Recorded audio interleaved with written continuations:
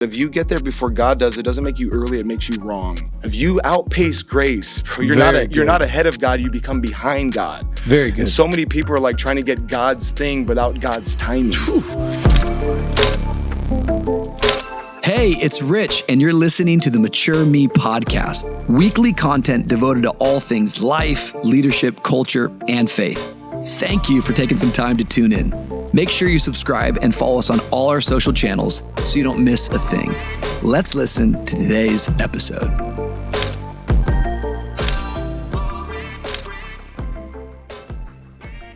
Hey everybody, welcome to the Mature Me podcast. My name is Rich Wilkerson Jr., and I'm so glad that you are joining us wherever you are listening or watching from. We're really glad that you're here.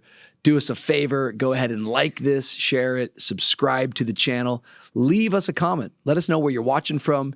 Any questions that you might have, we want to answer those. Right here on the Mature Me podcast, what we're working towards is not just growing old, but growing up. We want to grow in our faith. We want to grow in our life. We want to grow in our leadership. And together, we are doing that. A lot of cool things on the horizon. One of the things I want to always encourage you towards is go to richwilkersonjr.com. Every Tuesday morning at 6 a.m., I put out a brand new Leadership with Rich email. It's free of charge. Subscribe to it. Join close to the other 10,000 people that are getting that every Tuesday morning. Just really great handles to help you grow in your leadership. Maybe you're leading a business. Maybe you're working somewhere and you need some more tools of just how to get better. I believe that as you get better, the people around you are going to get better. The other big thing that I want to draw your attention towards is we have VooCon this summer in June. Come be a part of it. Man, I'm telling you what, it is a powerful time as we encounter God, as we get equipped in the church, and once again, as we get empowered as leaders. We do it at the Watsco Arena right there at the University of Miami. 3 power-packed days, incredible guests, people from all over the world join. Come, be a part of it, be in the room. I promise you, your life will be changed. But enough of all that. Today, we have got a wonderful episode, and I've got a good friend of mine on the pod, and I cannot wait to talk to this guy. Jedidiah Thurner is in the house. Jed, how we feeling? So good to be here, man. Love you, buddy. I'm so pumped that you're here, bro. We're going to have fun. It's going to be dangerous. We're going to have fun because there's a lot of great things about you, but one of the best things about you is your ability to talk. Thanks. Bro, so great. No, I mean what a it. great compliment. No, I mean it, you bro. You suck at listening, but you're such a great talker. Like, I love this guy. No, I think in order to communicate the way that you do, you're a great listener. But no, I've always thoroughly enjoyed talking to you. And there's so many cool things that you're doing. We're going to get into all of that. But Jed is doing some actually awesome things in Miami at the moment, which we'll talk about that as well. But Jed is a part of a really, really cool organization called Love Has No Limits. They've done some amazing humanitarian efforts, social services, mobilizing the church, mobilizing people really in all cities.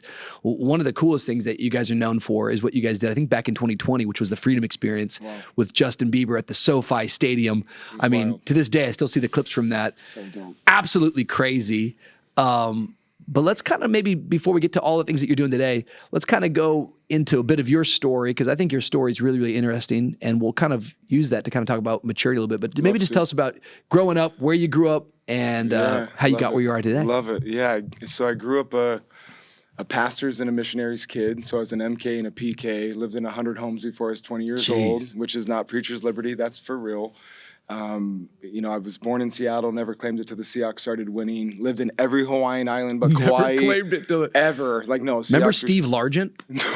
Bro. No, I just watched my dad cry every year. Like, it was horrible. Like, thank God for Russ, like in Pete Carroll, change the order. That changed the whole thing. Did you ever go to the Kingdom? That was where they originally played.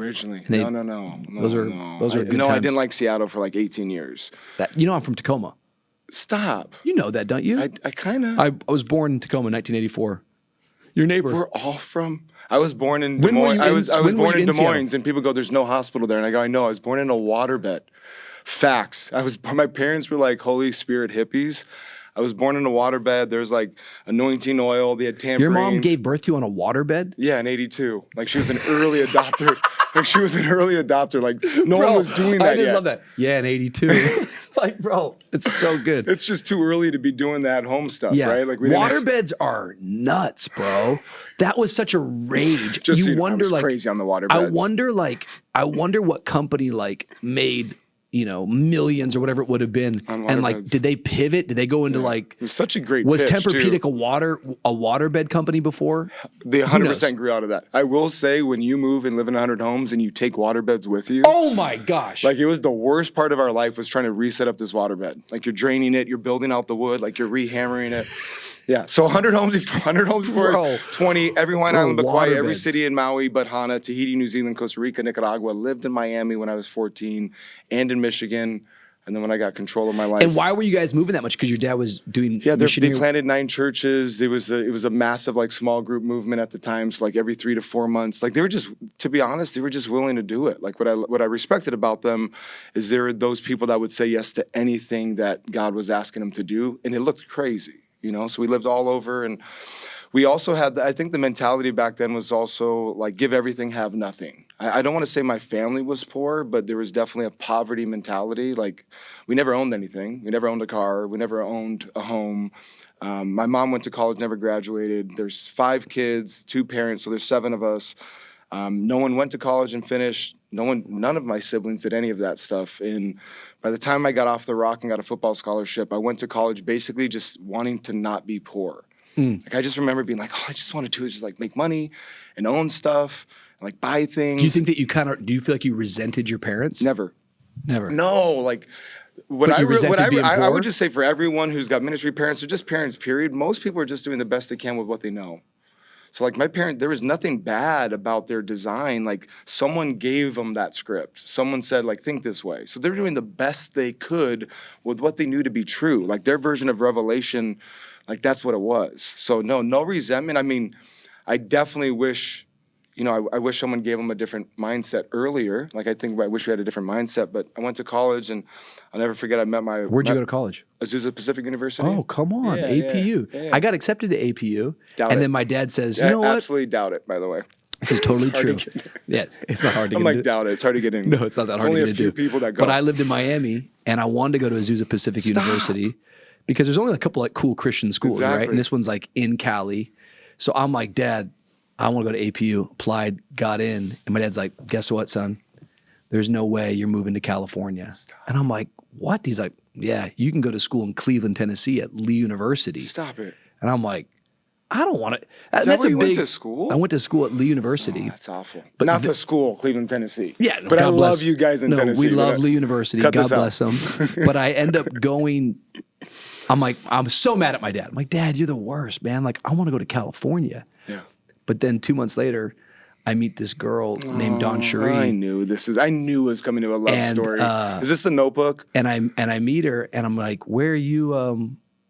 What are your plans for the fall? She's like, well, I'm going to be living in Nashville, Tennessee, making music. I was like, how far away is Cleveland, Tennessee from Nashville, Tennessee? And it's like 2 hours. And I was like, I know what the Lord's called me to do. That's And so then I was like thanking my dad, you Yeah, know, dad like knew. Dad it's so knew. funny how like I'm cursing my dad. You're the worst. And then all of a sudden I'm like, thanks, Dad, for sending me to Cleveland, Tennessee, Yeah. because now I met my Thank wife. God But for DC. It's always funny the pivots that She make. saved your life. Thank She God did. for She her. did. But I still kind of have always dreamed about Azusa Pacific. So you're playing football at Azusa. But yeah, at APU, I meet my wife. What position do you play? I played outside linebacker. Don't get me into the glory Yeah, no, days. I come was on. 245. Do you want to go through the stats? I'm not doing that guy now. You know what I benched back then? What'd you bench? We're not doing Yes, this. we have to. What are you talking about? I This is can't mature do me. it. It feels horrible. I want to know what you benched. I'm What do you think's the most I ever put up? What's the most you'd give me? I'll tell you. I'll be honest with you. I mean, maybe I'll shock bench you. press without dumbbells, like a straight. Like, what are you pushing one time? Yeah. What do you think's the most I ever did? One time. Yep. 255. How did you nail that? That's my Are max. you joking? Nailed it? 255. Oh my God! This is not like we've never talked 255. beforehand. Yeah, I could just see it in you. Ollie, was there a gym at the Rhode Island church? There was. Okay, that's where I pushed 255. Yeah. I mean, At that gym, guys. What at if the church First that- of all, can we go like put money on something right now? Like that's wild that I came up with the exact number of Well, 255. number one, I actually think that was kind of generous of you. Okay, thank you. And I thought you were going to no put me on. Okay, No, so you're- tell me you're- now what your you're max strong. was. I can't do that now. Come on, what It's was just your so max? much more than 255. I used to do 315, which is 3 plates, 3 sets of 12. Whoa! Yeah. So You were a strong man. 425 for two. Yeah, I was strong. 245. Bro, I weighed a lot more this weight. is the stuff. What do you mean? This is exactly I what you set share the squat this. record at APU. I did 315 42 There we go. times. Just- I had to there we literally go. 42 times a parallel. I blacked out at 43. Like I was an animal. It was wild. But 255 is phenomenal. I think it's pretty I just good. looked at your frame. Yeah. And then I did some basic math and engineering, and it was like, you couldn't do more than that. That's why I gave you the best. You did could some do. value engineering. I was like, I What, know are we you building can't a building here, or- I basically said, what's the most you could possibly do? Yep. And then I gave you that number. That's exactly that's the most I ever did. I met 255. my wife there, It's not and a big she deal. said, I'll never marry, literally met her, and she goes, I'll never marry a pastor, a preacher, a missionary, or evangelist. Wow. And I go, sign me up. Let's just be rich and write large tithe checks. Like that was a fact. Like I was like, I'm never going to do this. And God was super kind early on. So we got married, owned a home early, was, for us successful early. I think like our third or fourth year in real estate did 89 million in sales. And like we were doing that. Like we were doing what we thought we were. We were making money. We owned stuff, helped my parents get their first home. Like we were on this incredible journey. And then God stepped in and kind of changed everything, like changed our lives. And we eventually sold a business and sold homes and sold cars and basically said, like, how can we make the biggest difference and impact? I think at that season of my life, I was just, of all my prayers came true, all my dreams came true, my life got better, but the world didn't. I was so driven I was so driven towards my own success that I remember him asking, like, if every prayer answered, what would happen? More square footage, a different brand, more cars, like lives don't change. And that's when I was like, hey, I don't want to just make a living. I want to make a difference. Come on. And like, let's leverage our life. Like, let's leverage these breaths, these steps, these minutes, these moments for eternal impact, period. And it was a unique transition too, because, my wife wanted to be massively generous. So when we changed lifestyles, I'll never forget, which I don't believe it now, but I looked at her and I go, hey, one of her dreams was to give $1 million away. And we're going to do that. We're going to do that. But back then, leaving business to go to the nonprofit space and full-time ministry, I didn't think we were going to have a lot of money. I was like, hey, we're changing lives. We're not going to have a lot of stuff. And I go, hey, if we do this thing, we're probably never going to be able to give this money away. I'll never forget it. And she looked at me and she goes, do you want to give $1 million away or do you want to raise $1 million? She's like, what do you want? You want to get $1 million into the kingdom or you want your name on the check and get credit? Because she's like, you're more likely to raise $1 million before you ever give $1 million. And I'll never forget that first year, we were doing a campaign. We raised, me and my wife, $1.6 million for what we were doing. And it was like, she was right. It was like, hey, we don't want credit. We just want the outcome. Yeah. We want the outcome as soon as we can, so let's get out of the way and let's do that. It's powerful. I think what we're talking about, I think is important because I think the idea of what we're kind of leaning in towards is like calling. Great. And I think when I look at your life, and I've known you now for a very long time, and I've seen you like in some of these different 17 phases. years, Yeah, like it's been a journey, minute. and I watched you in the business space and watched your life grow. Watched you as you've really given yourself over to full-time ministry. I've watched you preach and teach in churches. I've watched you help and come alongside ministries. It's really been cool, and I think what you guys are doing right now is just. I'm a part of it. So like I fully am a supporter. Let's just talk a little bit, if we can for a moment, just about kind of diving a little bit deeper into here you are, you're doing business, you're making money.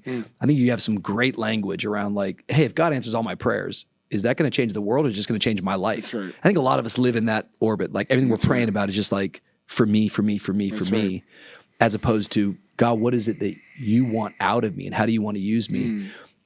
What was the challenges there like for you? Like, was there a burning bush moment? Was there like, because if you it's funny to me that you like went to Bible college. It's not, but I mean, APU playing football, you're like, your wife's like, I don't want this, and this. It's like, cool. Yeah, never. I'm not going to be any of those Thank things. God. I was like, and now never. today you're kind of all of those things and more. It's messed up. What was there like, or was it a layered event? Was it multiple? Can you go back to some of those moments of like going, what would begin to change in your heart? Were you? Was God softening you? Yeah. I feel like there's probably like 3 burning bush moments, which sounds very unique, but no, some people I think do 9. How many altar calls did I respond every to? day a burning bush. Like this morning before I came in, I was like fire in the bathroom. I quit this morning. Then on the way over here, bingo. No, I remember like. This is post-college, I'm married, and I just started falling in love with, I really started falling in love with Jesus. Like, it was like, and I've had moments of that. I think we all run in rhythms and cadence where you want more of him or there's a unique level of hunger. But I was like, really wanted more of Jesus. So I just started like creating some space. I always call it miracle margin, like just in case he shows up space. And I started creating that space. And one day I felt this, I felt him say, you're building your own kingdom. It wasn't an audible voice. Don't get weird out there. It was just like, I sensed it. It was like, you're building your own kingdom. And I remember laughing, like literally, I'm in this quiet space and I'm like, you're so, I was like, oh man, you're funny. Like I get it. Yeah, you're cool. Like, I'm like, are you kidding me? Like I go to church. I didn't even really want to. I tithe. I'm volunteering. I'm generous. I'm leading a small group. Like I'm trying to be this business guy over here and I'm doing all of this kingdom stuff. And he goes, no, you're building facets of your kingdom.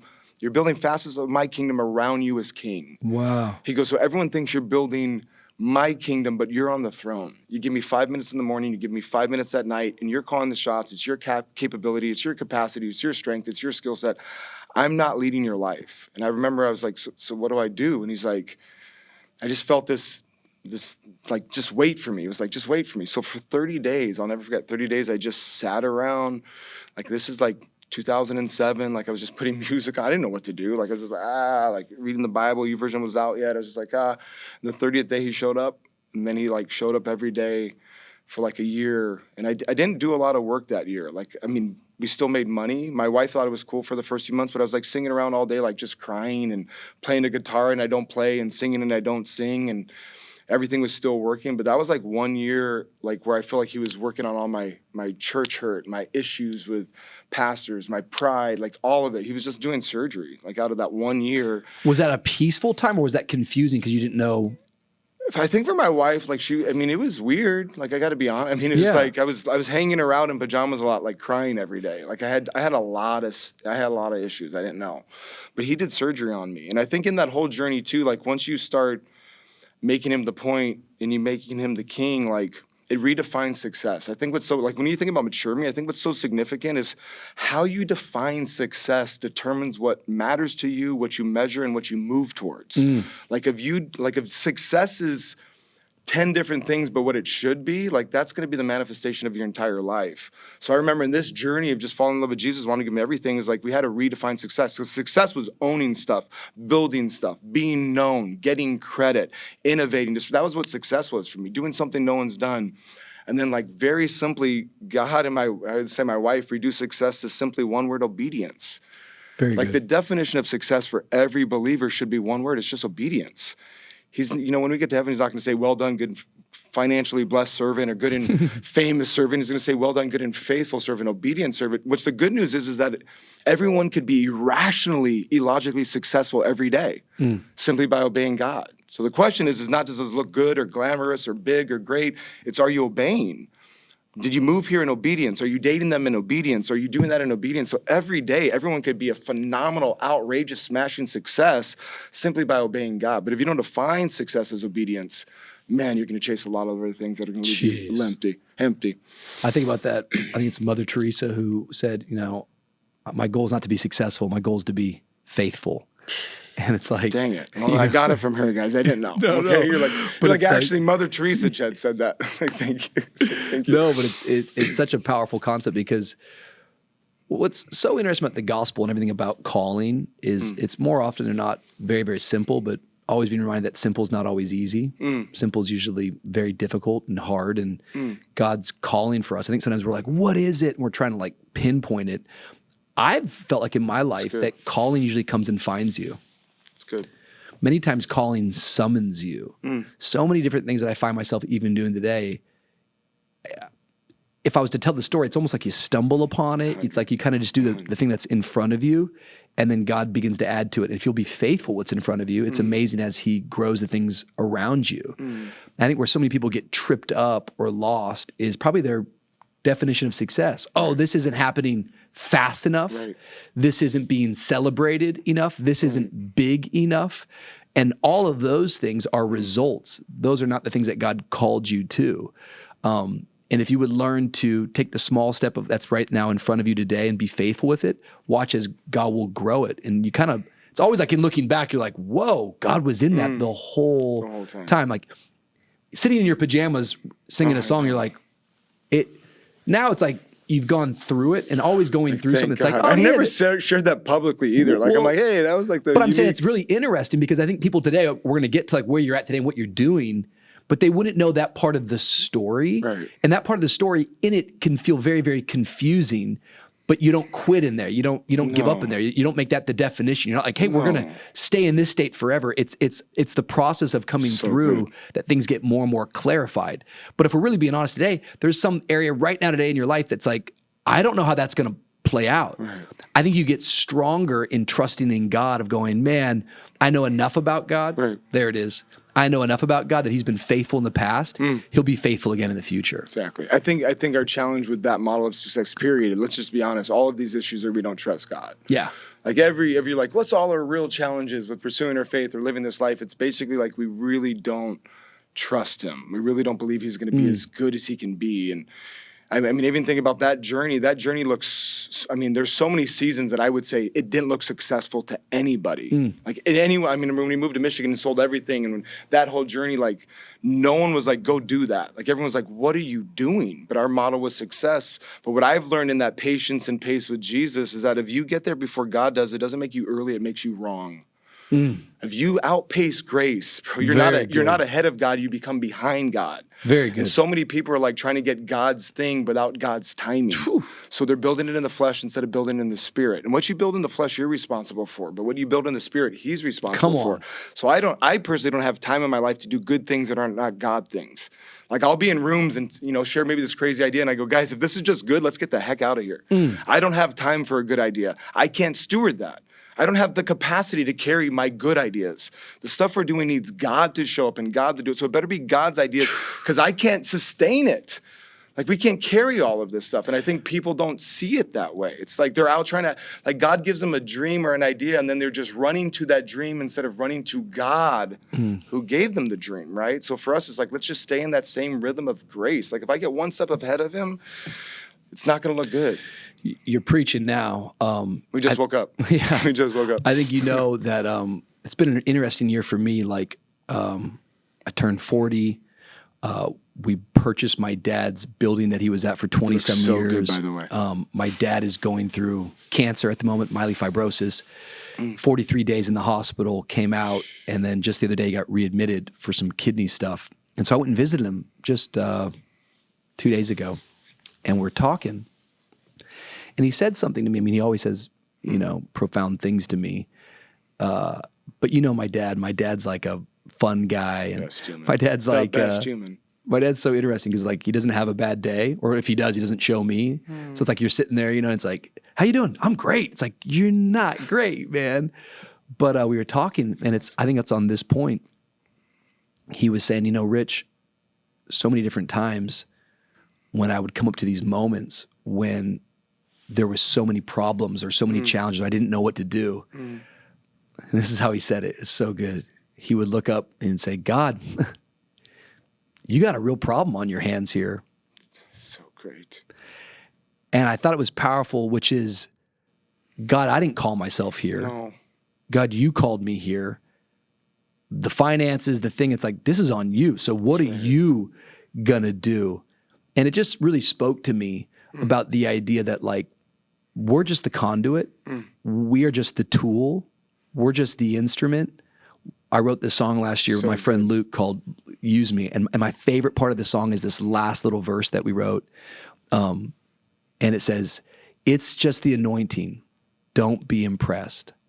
I'm just a tool, a worn instrument. Use me as you wish. And to me, it's like, that's the prayer. That's the life of going, hey, God, like, you got a big problem on your hands here. Right. Hey, what are you going to do now? There's a big mess in front of us. It's not on me. It's actually on you. You called me here. Good. You brought me here. I didn't build this in the flesh. I built this in the spirit. I'm not laboring in vain right now. You got to build the house. And that speaks to me. That ministers to me.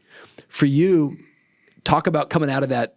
Yeah. Not that it was confusing, but just like the process, the mess of going, God's speaking to me, the Lord's ministering to me. Right. Is it, hey, babe, we're selling the business and I'm going to go preach? Because you took a whole year serving churches, just going, oh, I'll just come and minister? Maybe talk about some of that timeline. Well, I mean, I will. I love what you said, though. I think you could feel weight on it. I've said what your dad said many times, because you're taking it's like God gives you something, then you put the pressure on yourself to do it. It's how we're wired, right? Like, we have to fulfill this. We got to do it. But then when you're stuck, you actually go back to God and be like, wait, you started this thing in the first place? Like, that's such that wonderful, healthy transition. Be like, no, you actually want to reach the world more than I do. You want to bless the city more than I do. You want to rescue that sick kid or that family in poverty. Like, you actually care more than me. You actually want LA more than I do. You want these cities more than I do. And like, I feel like sometimes we feel like we actually want it more than God does. Very good. And so we have to do it. And like, that is just, I've been there many times where I'm like, hey, we need a miracle. It's 45 days out. Like, what are you doing? Like, this is your thing. Like, you're going to write this narrative. But I also think my journey was one of surrender. And I think that's what most of us will never really do, because we don't trust who we're surrendering to. It's like, I think of my journey growing up. There's so many times I came to this edge of this cliff to surrender everything to Jesus, but I didn't want to jump off because I didn't know if I'd be caught. And I think most of us, we go through these cycles. We go to a conference, we go to Voo Girl, we go to something, and you're like, oh, I want to give them everything. I'm going to lay down my life finally. But you get there and you're like, but is it going to be good if I do this? But if it's going to be awesome, but are you going to take care of me? And so we never really surrender. We never really lay down our life. And then the part of the reason why we also never lay down our life, at least for me, is people go, hey, what am I called to? Well, first of all, there's some easy things in the scripture everyone's called to. One of the things we're all called to is pick up our cross daily, right? Like, if what am I doing with my life, my business? Well, just start off with picking up your cross daily. But why does no one want the cross? Because they don't understand the point of the cross. They reject a part of the cross. The point of the cross is not suffering. The point of the cross is not sacrifice. The point of the cross is not pain. That's a part of the cross. The point of the cross is new life. The point of the cross is the same spirit that raised Christ from the dead live in you. The point of the cross is you become a brand new stinking creation. That's the point. Yep. So if you understood what he's inviting you to, he wasn't inviting you to a part of the cross. Very good. He's inviting us daily to the point of the cross. Very good. And the point of the cross is epic. I'm just telling you, here's the best example of surrender. I have 4 kids. When I was having my first kid, my friends and my brothers called me and they're like, hey, this is going to be unbelievable. It's amazing. I had no reference point for the words they were saying. I couldn't connect it because I never had a feeling of having a kid until I had that kid. And the moment I had the kid, I'm like, oh my God, my heart's expanding. I have this new mindset. And then I called him, I was like, yeah, you get it now because you did it. And that's the same thing with surrender. Most people are sitting there and they've never surrendered yet. So they don't know how good it is on the other side of it. Good God, I could never take back my life right now. Are you kidding me? What our journey was us pursuing our nightmare. I always say, what we're doing was our nightmare, but it's become better than any script we could have written. It's been better than any dream we've ever had. But I didn't know that until you just go, oh, I'm just going to lay down my life and lose it. Let's pursue the cross for the point of it, not just a part of it. And I think that's a lot of our journey. It's powerful. It's powerful to think about it that way. It's like, you cannot find new life unless you first die. Right, exactly. And before he calls you to life, he calls you to death. But it's not death in a scary way. It's like, what I have for you on the other side is resurrection power. Right. It's eternal life. If you want to figure out purpose, calling, if you want to be mature, just surrender. As quick as you, I'm just telling you, I can't give my life away fast enough. Very good. If you want to know what I'm doing, I'm losing my life. I lost my pride, I lost my ego, I lost my life, and I found myself in conversations like this, in places and spaces you would never be in. How did I get here? Losing my life. Yes, very good. Literally giving it, I cannot, take God, take my homes, take my cars, take my moments, take my breaths, I can't give it away fast enough because I watch what you do with it when I do. And how dare I hold on to what you've given me now, selfishly, to miss out on what you want to give me next. God doesn't need your strength. He wants your surrender. That's so good. He wants your surrender. Our strength doesn't impress him, but our surrender gets his attention. And the surrender is the greatest form of strength. It's just even people getting help. I need help is weakness. It's wisdom. I need help. No, I need help all the time. That's wisdom. I don't need your strength. No, my strength is my surrender. My confidence is in that one act of laying down my life so he can bring back this preaching. life. So tell me about that journey though. Tell me about. Yeah, so we did. Was it a year? I think that remember you going, hey, I'm gonna go and Yeah, we did. So we did. Only a business guy would do this. You know what, Lord, I'm gonna If you need someone to did come teach, I'll pay my way. Like, wasn't it kind of like that? Like, yeah, that's wild. That's You remember really that? cool. You remember though. I that? think like No, so I didn't know that till just the other day. I mean, am I saying that right? Or kinda, yeah. try to explain it. Like, Yeah, I feel like you gave a year of your life to saying, "I'll come and serve churches. I don't want anything." Or maybe I'm adding to it. It's pretty accurate. I sat on that carpet for a year. In that season, God connected me to like the guys that I'm running with now. Yeah. Like, I'll never forget it. And I remember, so I'll tell this. I don't think I've told this story publicly. So I do If this. you don't mind. I do this. Yeah, if you don't mind, I do this. Mature me. I do this. I do this campaign with my friends, and me and my wife invested some money into it. And at that time, money was great.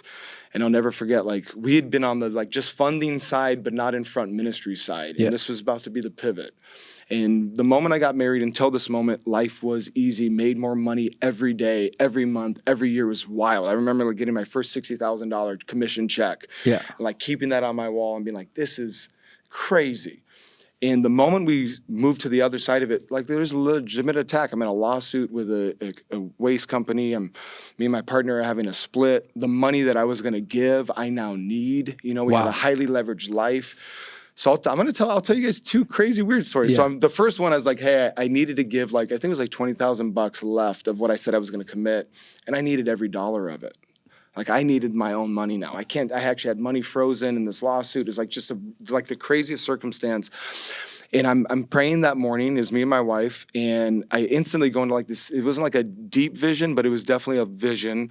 And it was the Braveheart moment. And like while I'm praying, to be honest, I was basically just complaining. I'm like, what the hell, God? Like I don't have the. Like, what are you doing? I try to do this. My life's ruined right now. Like it's hard for the first time ever. You're like venting to God. I was just whining. And which is healthy sometimes. Yeah, just be real with God. Yeah, he knows what like, you feel anyways. You might as well just say it. That's Before like a word is on your tongue, I know it. Well, I'm going to still tell you. I know. What are you doing? Like, why is this so hard? And then I go into this crazy little vision. It was the Braveheart moment. It's the end of the Braveheart movie where William Wallace is getting, hung and stretched. And it was me. And like, I was going through all those painful acts. And if you remember that moment, the whole crowd's like yelling, mercy, mercy, mercy. Because if you said mercy, it would be over. And everyone's yelling mercy, and I hear God say, you can say mercy and go back to your life, or you can fight for freedom and millions of lives will be changed. Now, my wife didn't have this moment, but she was next to me. I literally stand up on my couch in La Quinta, California, and I start going, freedom! You've come to fight as free men! And I like started doing, and free men you are! Like I gave her I literally didn't do the speech, but I started yelling freedom, and she freaked out. It's a mixture of Braveheart and Tom Cruise on Oprah's couch jumping up and down. Your wife's like, I don't know if this is good or not, she thought I lost my mind. Like she grabbed the pillow and she's like, but so you're shouting freedom. Freedom. And what's crazy is I'll never, like, this is a true story. It sounds weird, but this is just like, it's honest. Like he gave me like 5 people to call, like told me the amounts of, like I just sensed, hey, call these people. This is what they're going to give. And like in 2 days got $24,000, like more than that. And then we funded this event. And then we raised more than that, but it's like funded that event. That was 2012. So we go on this trip. It was in Honduras. And I'll never forget, and this is like I'm gonna do my first stadium event, like with some of the old model of evangelism. But when me and my wife got on the plane, she looked at me and she said, we'll never do this again. And I go, absolutely not. We're never on this side of the equation ever again. Like, and so you guys are helping fund an evangelistic outreach thing. It was like 200 volunteers were coming to the missionaries coming to the nation. We're doing a pastor's conference, a business conference. It was like a micro version of some of the stuff we grew into. And then it ended with 2 nights of a stadium event, like 35,000 people each night, tens of thousands of people getting saved, like crazy. Like, and at that time, are you leading that? You're kind of more behind the scenes trying to help push that forward? I spoke night 1, Dominic spoke night 2. So this is like me moving from behind the scenes to like, and I didn't want to do any of this, but it was just like happen. Hey, like, like speaking's working or God's showing up. But you're coming out of business, like I'll help you guys. Exactly. And now it's like, that's I was the business guy just writing a check. That's how I started. I see. And then it was like, hey, I think we should do something together. And I'll never forget, we get on that trip. It's Friday. We do a press conference. Press conference is over. There's a bunch of pastors there, and they're all arguing about who's going to get credit and who's going to be on the stage and some of that old, small, myopic worldview and like who does the opening prayer. A lot of disunity. And, my best friend Dominic, he was there and he said, my dad was actually there and said, will you pray for this room? My dad's like your dad. He's a great spiritual father, loves unity, loves pastors forever. And I've never shared this, I don't think, publicly. He prayed for that room and someone prayed for me and I fell down. Like, there's some vernacular called slaying in the spirit or the weight of God, but like, and then that habit, I'm down for, God can do anything. Like, I'm down for him to anywhere, like, I'm good with it, but like, that's just not my vibe. Like, I'm not the fall down guy or the shake, rattle, and roll. And like, it's at a press conference. And like, when I fall down, like, basically the power of God, I literally fall down and I go right into like the most vivid vision. And it sounds like I'm the vision guy. I've had 3 in my life, okay? Like, the most vivid vision of my life. I literally fall right down onto the ground. Someone grabs my left arm, someone grabs my right arm. I don't have a shirt on, and I start getting dragged backwards. And I'm being literally by my hands dragged over the rocks, dragged over dirt. I'm being dragged. It feels like 100 yards. And then I get dragged onto a cross. I get dragged onto the cross, and I literally start getting nailed to this cross. Nailed to it. And I'm weeping in this vision. I'm weeping naturally. And it wasn't because it was painful. It was because this represented the death of me. My ideas, my agenda, my ego, my plans, my practices, like everything that was Jed independent of God was dying in that moment.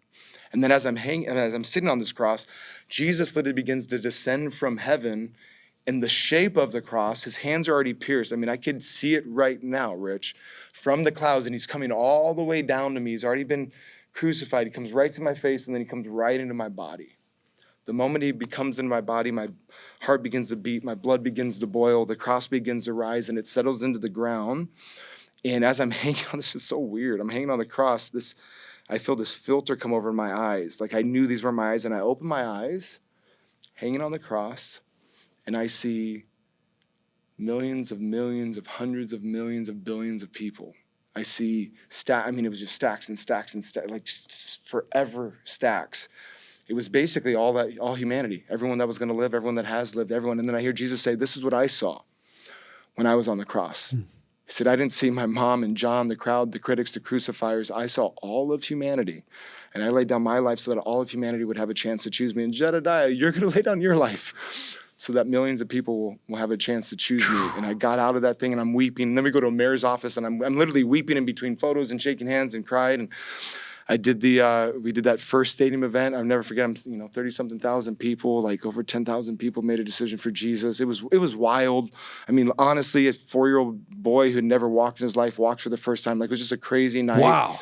And then I wake up the next day, and my friends who I didn't really know well start sharing about the One Nation, One Day vision. Like, imagine doing this in 18 locations and like giving a nation to God, and like this crazy, unbelievable vision. I walk away and I go, this is why I'm alive. Like, this is it. This is my parents wanted this. My parents wanted revival and national transformation so much there was just no strategy. There's no plan. It was like, pray. How are we going to change the country? Pray. What are we doing? Church. And it's like, we should have a little bit of strategy. And these guys had some. And then I flew back on the plane, and my wife led me to this, by the way. God and my wife, not me. Yeah. I wasn't like, Jed's like, oh, I'm doing it. No, she looked at me and she goes, I know we said we'd never do this again, but how are you going to do anything different? How are you going to do it? And then she helped me, like, and you need to sell a business and you need to work. For me, selling the business was not, I needed an economy to work for free. It was me saying, I actually trust you, because this was the stuff I could control, that could create my wealth and capacity and capital. And literally sold that business and trusted Jesus. And I just want to thank my wife, Amber, because I'm just going to shout out to Amber. Super emotional right now, to be honest, because it was like, if you were to say the narrative of my story, your story, like, people go, what's going on? There's so much to talk about. God's just doing amazing stuff. But for me, it's like, he's just been super kind. I'm a spiritual trust fund kid. Like, my parents spent all their time in life praying, believing, and loving. And like, the moment I stepped towards this, I entered into this spiritual bank account of endless possibility, not because of anything I don't even know if I put $1 away spiritually myself. I'm just spending their money and writing their checks and living off of their faith, and all that they did. But yeah, it was giving God that moment in my life is the greatest thing we've done. I'm just like, it's wild. I love the idea that prayers never die. It's crazy. And sometimes, we can look back at the generation before us and go, you were good at this, but you're bad at that. But I think many times it's God's providential plan of us standing on the shoulders of those that went before us, that actually, the way that you just put that, I'm a spiritual trust fund, that none of that was wasted, that you've got a strategy, you've got the resources, but they laid a foundation. Well, the best things we do are what they did. And I want to say this for young people, like, every every mantle, I think we share that every mantle has a different manifestation based on the person. So you take a mantle for anointing or intellect, or let's take some of the great old guards. I don't want to say names, people get weird, but just think of all the great evangelists, right? Like those guys had literally a mantle and anointing from God, but that mantle manifests through the personality that they are. So let's just maybe like a Benny, I'm just thinking of anybody that we could use. Like some people are like, oh, I don't want the way it looked. And I was like, you don't understand, that mantle manifests differently through personality. Yeah. So I didn't want my parents' mantle or authority because I thought I was going to have to look like them. Yep. We have a whole generation that's running away from their spiritual fathers because they don't want it to look like them. But the challenge is that mantle will manifest differently if you're an educator, an intellectual, if you're an artist, if you're creative, if you're worse. That same mantle, like you take any great leader out there, Craig, Rochelle, and yours, you put that on someone else, it will manifest differently. Very good. So we have a generation that's throwing away mantles because they don't like the manifestation of that mantle. Very good. I think that's powerful because God doesn't make you one way to use you another way. It's great. Meaning that when that stuff actually has powerful synergy is actually when you obey, but then you are who you are. Those are the ones that are actually the most potent. And sometimes that's an eccentric personality. Sometimes that's a strategic personality. Sometimes that's a very dogmatic personality. That's a very black and all of that. I think the mistake that they make is what you just said. Either they try to copy the personality or they reject the personality. And it's like, you're missing it right now. God's using this person and there's a touch on them, but you're too obsessed with the weird part, or the part, or you're trying to copy the part. And it's actually like, you got to find out who you are, and God will show up and endorse that and co-sign that and touch that. And so that should actually be very, very freeing for people, freeing for me, but don't throw that generation away. Like I'm one of the guys that go, hey, there's a lot, man. We're people, man. We're frailed and fractured and fragmented. Like we could easily produce some broken things, not just beautiful things. Yep. But some of these guys cracked some codes with God, understood some truth, leveraged some faith, like figured things out. And then they're weird, right? And then there's this. And I'm like, I want to know this part. Yeah, very good. So I think there's a whole generation that is literally just going, you guys are irrelevant because of the way you did what you did. But those guys figured out something in God and went to a place with Jesus that we have not gone yet. So you better figure that part of it out and not be afraid of it, right? So you leave Honduras and a vision for one nation, one day kind of begins. Yeah, and the idea there for many years was you show up into a nation, you take over for a week, you bring missionaries, you serve it, and then you have huge crusades. That's an old term, but huge stadium events. I don't know if we're. By the way, why do we use fire conferences? By the way, I thought the Crusades was a dark time in history. I don't know. My dad used to have Crusades is the worst. Remember when people died through the Crusades? We're coming back. Yeah, Billy Graham Crusades, Rich Wilkerson. My dad used to have the Rich Wilkerson Crusades. I'm like, Dad, I think that's like a pretty dark time in our history that we were like slaughtering people for the sake of the gospel. Bizarre, but Harvest point Fest. is that like love has no limits evolves out of that. Maybe just try to bring those things together because someone is watching right now. It's like, what is love has no limits? And that is a constant. I think the idea of maturity is that it's constantly changing. That's right. And the way that you guys have started, the heart and the spirit, and even the outcome is still the same, but it's just grown and become so much more, and it's doing it in so many different ways. So can you try to piece some of those things together and just try to explain maybe some things you guys are doing today? Because I think it's really cool. And, and what we're going to do here in Miami. Yeah, I think there's so much to share. I think the Honduras journey was amazing because we did that moment at that point, Dominic had already sat with the president. So he sat with the president, like I didn't know that yet. Dominic's your partner. Yeah, and Dominic Russo, and he used to have Dominic Russo Ministries and that same framework. And then it was like, the beautiful thing is like, hey, if you have a ministry that is man-driven, a personality-driven, it's going to have a limit based on that person, like when they go. So I remember Dom going like, it's never going to live beyond me if I'm the point of it. Very good. Like he took his name off the org, and like if you got your name as your minister, like cool, like but like for him it's like, hey, this is not going to let a bunch of people come in. Like I would have not partnered with Dominic Russo Ministries, right? Yeah. I didn't want to build a man. I wanted to be a part of a mandate. It can't be about a person. It's got to be about a purpose, not moments, it's movements. Like that's my language. So I'm like, so he changed the name, and really when you think about that old outreach model, the old outreach model when you went into a developing nation was having faith communities and churches, and those people leverage their influence for you, the speaker, the artist, the evangelist. So churches would leverage all of their platforms of influence to get people and people that are searching for Jesus to events. And you got the credit if you were the speaker. And then when you left, that influence went with you, and the church didn't get any of that credit. So we first started off saying, like, hey, this model's wrong. Like, if we believe the vehicle that God's ordained to transform lives, cities, and nations is the church, how would we ask the church in a country to build a platform for us, the foreigner, and then us to leave with that influence? We should use our influence to build a platform for the church in that country so that the church gets the credit. And so that was like started the model. And then we sat, Dominic had sat with the president in 2009. Honduras had a political overthrow, led to the worst years of the nation's history. It had the murder capital of the world outside of a war zone. People were leaving every day. There was no national pride, which is very rare for a Latin country. 36% of the school days, students were in 30% of the school days required to move to the next grade because of corruption and teacher strikes. So people couldn't even, it was just like correct. It was horrible. And he sat with the president. He said, Mr. President, we believe that what happened in one moment in the negative, like we could create a moment with God, that we could create a moment in the positive that would shift this country back. Shared the scripture, Isaiah 66:8, can a nation be saved in a day, a country brought forth in a moment? And asked the president for 5 things. Hey, 1, will you be physically present at the event with us, greeting the nation? 2, would you pass a bill through Congress making, One Nation Day a national holiday? And eventually it actually became a law. Like it actually became a law that mandated these things, which is wild. Had to do that way because there was such extreme corruption. Would you open up every school in the country? We want to go to 1,000 schools. We want to do a gospel assembly. We want to talk about Jesus, and we don't want to get kicked out. Would you open up the borders? We're going to send 18 containers of aids and books and all kinds of stuff. And we want to pay bribes, fees, or excess taxes. And would you give us the 18 largest stadiums and the capital cities of the 18 states to us for free? Jeez. I think Dom was like 26. And to be honest, he signed a piece of it. He told us later, we became great friends. But he told us later, he's like, I signed that because no one was helping us. If you did one of those things, I would have been happy. Like, no one was coming to Honduras at the time. There was not a lot of outside help. He's like, if you did any of it. So I started it, but it did have to get passed through Congress. And 6 months later, without one opposing vote, the entire Congress voted this in as a law, One Nation Day, which is wild. And then we had to go do what we said. Yeah. Which is wild. I'll never forget, we walked out of that meeting too, and we have videos of this, and me and Dom are so ecstatic. We're like, oh my God, this is happening.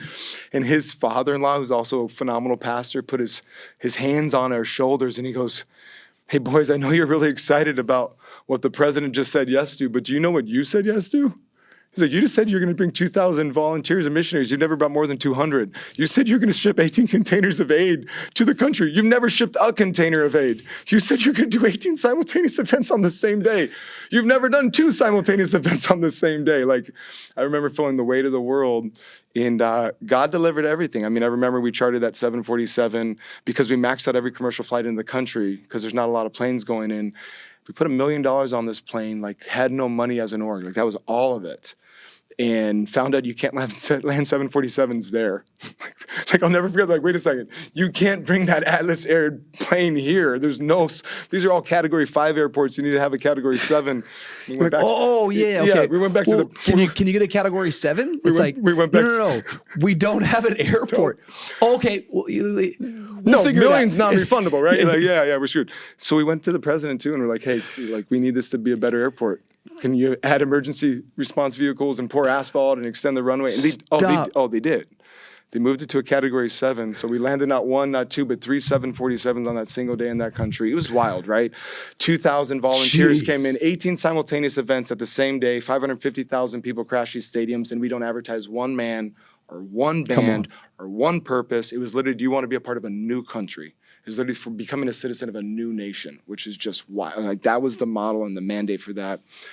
And I would never forget, a year later, we sat down with a new president who got elected a year after, and he said, we have this on video as well. He goes, this was one of the greatest moments in my nation's history. I inherited a new nation. He's like, businesses are coming back, investments are coming back, corruption's dropping. And then we actually were measuring social stats. This is what's crazy. I mean, murder capital of the world had a 70% reduction in murders per day. All acts of violence across the entire nation dropped 38%. Suicide across the nation dropped 70%. Domestic abuse violence dropped 44%. First year with no teacher strikes. First peaceful election in 20 years. Number 1 drug cartel leaves the nation. The largest gang disbands. United Nations shows up and gives them an award. And this is the award language. Here's an award for the greatest reduction in violence over a short period of time that's unexplainable. We can't do this. And I remember it's oh, wait a second. And if you asked anyone in that nation who did it, they would not say Dominic, they would not say Jedidiah. They would literally say the church did this. This is the people of God that created these outcomes. And we actually gave a message of hope and help and healing. And we were changing the mindset of this country and this culture. Look what's happening now. And that's when we're like, hey, this is not a model for one moment or for one nation. This is a model that needs to be taken everywhere. And really just, I would say, disrupting the industry of missions. You know, I grew up in missions. One, it's the least excellent representation of Jesus Christ of the world, and it's the great white hype coming in to be the answer for a country or a culture. Like that, the industry of missions is as I go and like you do the translating, you dig the wells, and I take the photo. And we're like, this is not the model anymore. Missionaries should be coming to do the admin and dig the wells and set up the ministry sites so that the locals could actually do the ministry. And by the time we got to Peru, so we went to Dominican, went to Nicaragua, and then Peru, that was the model. We brought 3,500 volunteers, missionaries, 7,000 Peruvian missionaries stepped up. And our team was the back end. We brought 400 doctors. The president says, you're not gonna love my nation more than us. And he added 700 doctors. So our team eventually became the admin and the back end for the local ministries, churches, and individuals so that everyone saw their people doing it. Because if not, they're going to keep looking for someone to come back. Yeah. Right? They're going to be like, who's coming next? And who's the speaker? And what are we going to do? And it's like, no. Same spirit that's in Christ, that's in me, it's in you. And so that was the evolution of the model. 2019, we just did Peru was wild. Like Peru was wild.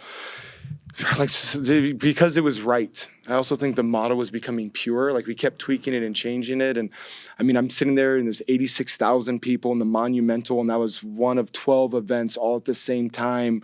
That's the largest stadium in the Southern Hemisphere, like fully packed, you know, with no advertising except like, let's create one Peru. Like, let's unite this country. We had invitations to other nations, like presidents calling. It was wild. And in that moment, we felt God saying, I'm not calling you to, you know, Venezuela or to Ecuador, these places we're feeling. He's like, I'm calling you right now to America, and you're starting in Los Angeles. And it made no sense. It was illogical. I remember we went to a bunch of our leaders just hoping they would say, don't do it, you're stupid. Like, we're under authority. So, like, they could have stopped this thing, you know? We asked all these guys, and everyone didn't say you couldn't or you shouldn't. They said you must. You must. You have to do this. And, of course, when we came to America, we changed, the whole model changed. We started a whole new nonprofit. Like, we basically were mobilizing missionaries out of America, and now we've become, I would think, missionaries to America. And so we start thinking of this like, hey, what problem are we going to solve if that's who we are? And like, what's the language and the context in which we're actually going to move in this country and this culture? And it was at that time that we just realized too, hate was front and center stage. Division was dominating every headline. And we created that unifying narrative that, hey, hate's not working. It never has and it never will. I love that. Hate's not working. Hate's not working. Never. I mean, no matter what side you're on, no matter what religion you are, no matter what, it's just not working. And guess what? It never works. Love's our only option. Love's the only thing that's going to bring us together. And in my personal, perspective, Jesus' version is the greatest version of love. But I would rather everyone take an action of love, even if they don't understand Jesus, than any action of hate. And so we started building this campaign. I remember we cast the vision with Pastor Craig. There's like 550 pastors out in LA. It was pretty amazing to see everybody there. We told them this crazy vision that God had given us and basically how we're going to come under and serve. And then 15 days later was a national emergency, and COVID was COVID, and everything we had just shared was about to change and pivot. And what was crazy is we had, like, one of these God strategies was like, hey, what if churches aren't just known as saving agents, but serving agents and solving agents? What if we could reintroduce the community to the church and the church to the community? And so we had cast this vision about, we've reduced 1 million ways to Jesus to just one through the front door of a church on a Sunday. We're in the business of creating 1 million more routes to Jesus. So how could you do this? And we shared the vision, and then COVID hits, and then to be honest, everybody calls us and goes, hey, that serve center concept, we don't have a choice to do Sundays anymore. All we can do is this type of service. Can we do this thing? And from the vision we cast to what God created, it was we're going to have a moment and then hopefully have impact. And all of a sudden now we're implementing a 1-year strategy that was going to lead to that moment you're talking about, So yeah, LA was wild. We, all those churches united, they're the heroes of the campaign, right? We see faith communities and NGOs and community-based orgs as an unempowered, unconnected energy grid. It's basically what Solar City was to Tesla. Yep. Elon invests billions of dollars, he buys land, he harnesses the sun, he creates an infrastructure so that you can plug one vehicle anywhere in America. You can plug that vehicle in, and that's what the church is right now. And the good news is we don't have to raise billions of dollars, and we don't have to buy land, and we don't have to build buildings. We have churches on every corner across our city, and we don't have to create some bylaw that says love your neighbor. It's a 99% of all faiths, and the 1% that don't have it are the weird ones. We just have to figure out how we can connect to each other and where we can actually make the greatest make the greatest difference. You know, so LA was, I think it was like 641 partnering faith communities, including the Archdiocese, including the Jewish Federation. Through our partners, we were activated. I'm trying to go to the old numbers. We activated, today we've eradicated 64 million in medical debt, but it's like 43 million in medical debt at that point for 23,000 families living no more than twice the poverty line. Through these faith communities, we activated the largest foster care recruitment campaign in the history of LA County. 2,500 families stepped up to foster and adopt. We launched a Hope Community in all 35 prisons in the state of California, which is outrageous. We distributed millions of dollars in goods in kind, so cribs, car seats, dressers. The church, and I say we, I'm talking about these partners. They're the hero. We closed 200 child protective service cases. These are 200 families that were going to lose their kids that day or that month, not because they were bad parents, but simply poor parents. Most of these, they didn't have cribs or dressers or like basic necessities that in LA you could lose your kids from. The church provided that wraparound support. And in 19 days, 20,000 people signed up to volunteer, getting off their phones and out of their homes, back to helping humanity, uniting with anyone to do good and no one to do wrong. And what's wild is these were not all people of faith. 48% of our volunteers had no relationship to a faith community at all. So it was people of faith and no faith, loving humanity together. Gay and straight, Dem and Republican, black and white, old and young, loving humanity together. And what I loved about that is so many of our ministry models is you can't do good if you don't know God. So we don't ever let you on this side of the equation. We're the hope, you're the problem. People are not a problem to be solved. They're a person to be empowered. And so in this model, you're going, no, we can all love and do good and do God's good together, regardless if you actually identify with God. And so, and through those 20,000 volunteers, they had to serve to get access to the event, and that was with Justin and Chance and Jaden Smith and Kid Leroy and Peak Sweats and Chandler Moore and Tori Kelly and Carrie Job, and all of those guys came to give back to the volunteers. You couldn't buy a ticket for the event. It was them saying, we actually also believe hate's not working either. Yeah. And we want to do good. And it's not about the cars you drive or the money you make or even your music. It's the difference you can make in the lives of others. So these guys came to actually give back to the volunteers. They're thanking them for what they've done, which is unbelievable. It's unbelievable. And since then, it wasn't just LA. You went to Houston, did this again. Now you're doing Miami. One of the things that's like really interesting, and I love listening to you talk about all of it, and I think the way that your mind works. Sorry for going so long on that. No, are you kidding me? You kept asking me. I was like, we'll just get it out. No, I think it's powerful. I think the way that your mind works and the way that you're able to contextualize so much is powerful. Part of your model is trying to swing wide open these doors. You just said it that way, that like, hey, you can do good whether you know God or not. We want to allow you to do that. That's right. But I would imagine, and you can maybe share as much as you want to, but like you're trying to win a city, and you're using all sorts of, I think in some cases, methods that maybe not all Christians would like, whether that's using a Chance the Rapper or any an of the artist. people we named, no matter who you put up there. So maybe talk about like, have you dealt with backlash or criticism for some of the model in terms of being unconventional, maybe some things that you wouldn't see on a Sunday morning platform? How do you guys wrestle through some of that stuff in terms of you're coming to Miami and you're looking at different types of artists to gather people? Where do those lines get blurred for you guys? What are do's and don'ts? What are like, there's no way we're going to do that. Like that person we can't have on the stage, that person. Like, have you guys ever been criticized for having someone on the stage that maybe doesn't fit into the criteria of what someone would say is a proper Christian or a Christian for that matter? Yeah, all of it. How have you guys handled that or dealt with that? I also think I would just say in general, it's sad that the church doesn't let people journey. Like if you were a celebrity and you make a public decision for Jesus, it's the worst journey for you. I just feel so bad for all of them because the church doesn't give anyone margin to make mistakes, right? So like you just figure this thing out and you're whoever, put whatever celebrity, big influencer, artist, we can think of all of them.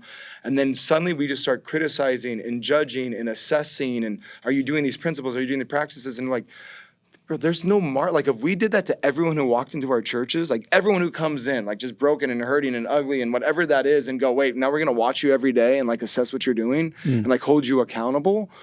Like that's what I just feel bad for. We've given nobody the margin to just be human. in a pursuit of him. Well, it does seem, I'm not, well read or all the way up to date with whatever's happening in Mormon communities or Islamic communities or Hindu communities, but it does seem like from the evangelical community, because that's the one I'm always aware of, it seems like there is an enormous amount, maybe on the Western side, of ministry that's done that is corrective or critical. And That's right. I definitely think that you have to have watchmen, and we definitely have to go, hey, that's heresy, and hey, be careful of that. But it seems like there is an enormous amount, to me, of corrective, critical Don't get me started. Don't get me in the started. body of Christ. In terms of when you guys are talking about love has no limits. We don't need friendly fire. I'm just going to get it out there. No one needs friendly fire. Well, like there's a bunch of people that are trying to do a great thing and they're doing it differently than you. And like we have enough challenges on our own. Like why are we stabbing each other in the back? I mean, we eat our own in the body. Well, I of wish Christ. there was a way. Like I think for those, one of my beliefs is that I cannot disagree with you until I first agree with you. And all that principle means is that I have to actually put myself into your position. Thank you. If I'm even a good lawyer, a good prosecutor, I have to actually understand why you're doing what you're doing. Some of that gets weird because I think when you try to interpret someone's motive or intention, that's a very dangerous place. But I think in Christianity, I think there's a lot of people today that are going, hey, if you listen to this or if you go there, that's a slippery slope that could lead you towards destruction or evil. Gosh. And so I want to believe that there's purity of motive in terms of correcting. However, I just wish that there was some more closed doors for Christianity, that we could correct one another face to face in private places. I wish there was a place we could go and say, hey, let's get this all worked out. Battle, like bring all the denominations and like a mud wrestle. I imagine. I think what's miraculous about what you guys are doing is that you guys are figuring out a way to bring unity. However, that comes with lots of criticism, and I would say I don't want to be a critic of the critics. So I'm always, even intention as I'm doing it, it's like you can become a Pharisee to the Pharisee very, very quickly. And so I'm trying to always learn as I hear all the criticism, but I just try to also take a step back and go, man, I think we could be making a much bigger impact if we could limit a lot of the friendly fire. 100. If we, like you're saying, you're kind of using use that energy to evangelize. Like do something else, man. There's so many things you could do I think you just instead nailed of that. it. Like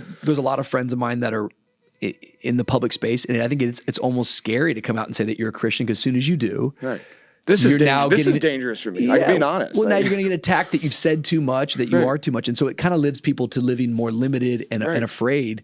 And I wish there was. I don't have some big answer. I'm just going. I think part of it starts with a tone, an intentionality, real personal relationship. You disagree. I love that. Here's what I would say. Here's our mature me moment. I've learned I can't judge a level I don't live on.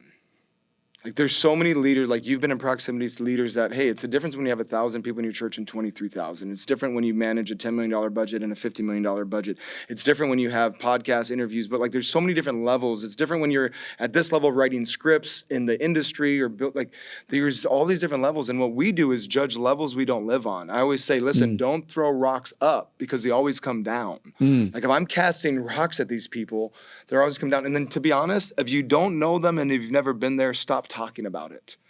Half of these people that I see attacking any leader, I'm like, have you been to their church? No. Oh, wait. You're talking about something you've never been to? As if you know? Have you met that person? Have you heard his teaching? Or do you have a secondhand offense from someone you're following on social media that you think's dope, that's telling you they're whack and you don't even know? Like, stop that. Like, there's a lot of guys, I did that too. And then I went in proximity to them, like, oh, wait a second. I don't even know what they're dealing with. I don't know, like, my small lens in life literally can't even look at what they're doing because I don't know this weight. I don't know this pressure. I don't know this pain. I haven't been through their process. So, like, don't judge levels you don't live on. As you said, like, I always, agree before you disagree. Or if you can't find out good, like, everyone you hate right now listening, go find out something good about them first. Go do some due diligence on some life they changed or good they've done, and then reprocess how you want to interact with people about who they are. And I also think if you are a person of faith, listen to this, and you're posting on any platform, and that post does not lead people to love people who don't know Jesus more, love Jesus more, and love his church more, don't post it. If our conversations aren't moving people to people who don't know him and the plan that he has, which is his church, like can we shut all that stuff down? Sorry, this is like it's a real passionate pain point for me. I'm like yelling. Think on the criticism part that has been difficult for you personally? Like, or how have For you- me personally, I don't care. Like I personally don't care anymore. I'm not building us anyways. It's not about me. Yeah. You can't find us on websites. Like I don't care. Like I feel bad for other great people and leaders that are getting attacked. Sure. You know, when you know people's good motives and you're like, I think there's a lot of virtual signaling out there. I think there's a lot of, like, I'm not them and look what we're doing. I'm Sure. just like, why are we doing this? For you, is there any because it sounds so funny, especially if there's someone watching it who's like not a believer I or know, really in church. wild. It's like, wait, it's hard to get churches. And you guys are bringing more than just churches, Oh but my let's gosh. just start with the churches. It's hard to bring these different churches together to go and serve their city. We're getting ready for Miami in the fall.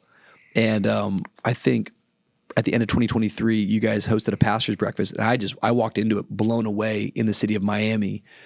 I knew the majority of the people in the room, but I've just never been in the same room with all these people at once. Awesome. And I was like, that's awesome. I was like, man, How big cool. ups to these guys that they were able to mobilize. And I know someone's watching like, that's crazy that you, but believe it or not, it can be very, very difficult to get churches, denominations, personnel, people together to do anything. However, this is Jesus's prayer. Jesus's final prayer is a prayer of unity. Think about what he doesn't pray.